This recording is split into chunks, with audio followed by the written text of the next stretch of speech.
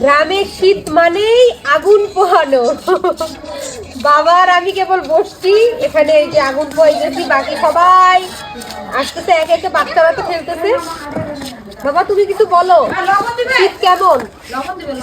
শীত, প্রচুর শীত। এমন সময় এত শীত, মেয়ে জামাই ওরা আসছে দেশের বাড়িতে, আমার বাড়িতে এসে তো আর বাইরে ঘুরতে পারে না। শীত, প্রচন্ড শীত।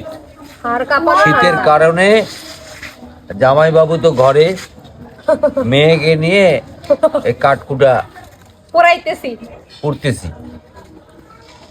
অবশ্যই এটার খুব মজা, এটা পোহানো অনেক মজা, মানে এইটা আমাদের বিছানা যাইতে ইচ্ছা করে না। বাবার ফেস যেখানে যায় সেখানকার ভিউ তো অনেক হয়, অনেক হয়। আর তোমাকে দেশ থেকে বিদেশের সব মানুষ চেনে, সব মানুষ বলে কাকা, তারপর নানা, চাচা, ভাই, সবাই চেনে, এজন্য তোমার ভিউ অনেক বেশি হয়, তোমাকে দেখাইলে ভিউ বেশি হয়। আমার ভাতিজা, নাতি, সমবয়সী, বাবার বয়সী এবং আমার দাদুর বয়সী যারা আছেন, যাদের সাথে আমার পরিচয় আছে, কোনো একদিন দেখা হয়েছে। আমি তো বিপাশাকে নিয়ে পুরা বাংলাদেশ আনাচে কানাচে যাওয়ার সৌভাগ্য আমার হয়েছে। যারা যে অবস্থায় আছেন দেখছেন, কোনোদিন যদি এক মুহূর্ত দেখা হয়ে থাকে, মনে করেন, স্মরণ করেন, করে আপনাদের মনে হবে আমার আর আপনার ওই দেখা সাক্ষাতের যে দৃশ্যটা হইলেই অবশ্যই অবশ্যই কমেন্ট, লাইক, শেয়ারের মাধ্যমে আমি আপনাদের কাছে যেতে চাই, অবশ্যই থাকতে চাই। অবশ্যই তুমি ফেসে আসলেই সবাই কমেন্ট করতে থাকে যে আঙ্কেল কেমন আছে, বা অনেকদিন পর দেখলাম। ঠিক আছে, আমি খুবই খুশি। আমি আপাতত বাড়িতে আছি, ঢাকায় যাব। গ্রাম তো শীত, গ্রাম মানেই শীত। ঢাকা বা বড় বড় শহরগুলো তো বোঝা যায় না কি শীত কাকে বলে। শীত অনুভব করতেছি বা ভোগ করতেছি আমরা।